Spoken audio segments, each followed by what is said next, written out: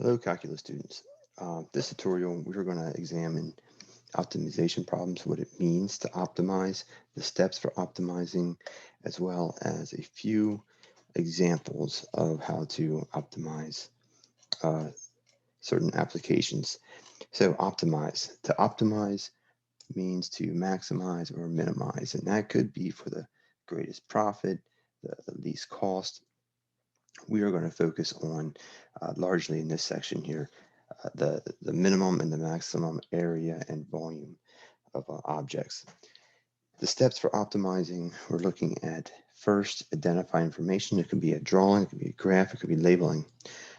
Then we're going to look at what the question is asking. What are we trying to optimize? The maximum volume, the minimum surface area, things like that.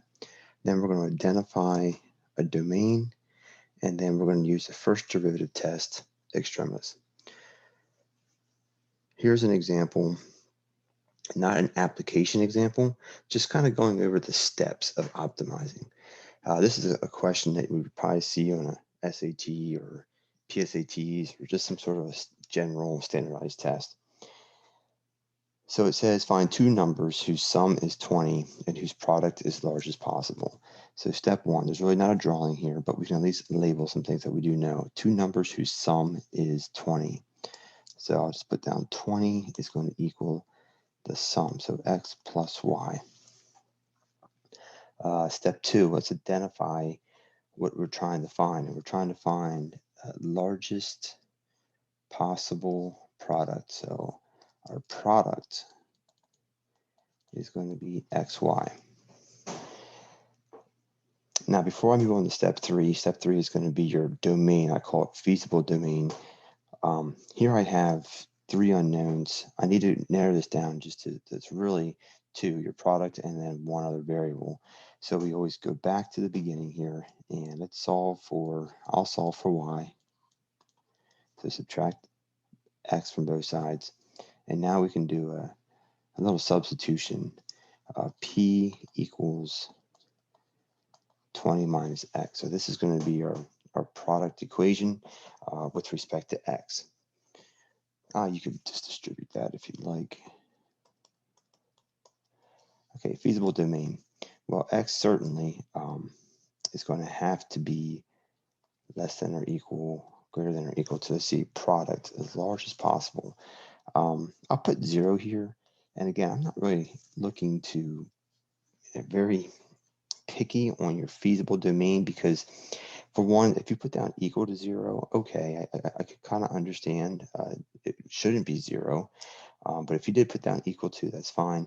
How about less than or equal to? The product, the sum of whose numbers is, so I see 20 there. So I could put 20, could equal to 20, maybe not equal to 20. So this is a relatively good starting point for a domain. It's a good feasible domain. Now let's navigate into our extreme value, which is our first derivative test. We'll take the derivative, 20 minus 2x, that it equals 0. And as you go through this, you're going to solve for x to be 10. That is your critical point. And I am going to want to see you determine if it's a max or a min.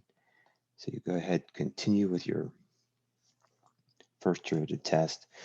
Pick a value on the other side of 10. I'll pick 0. I'll pick 1. Plug it into your derivative, and I get a positive.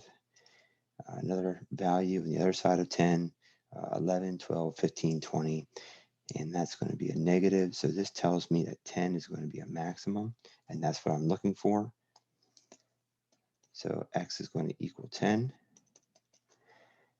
But then you got to go back and answer the question. They want to know two numbers and whose product is large as possible. So once you find the one value, you got to go back to the beginning. You got to recycle, go back, plug that in to your y, and y is going to equal, let's see here, 10. And therefore your product is going to be 100. Okay.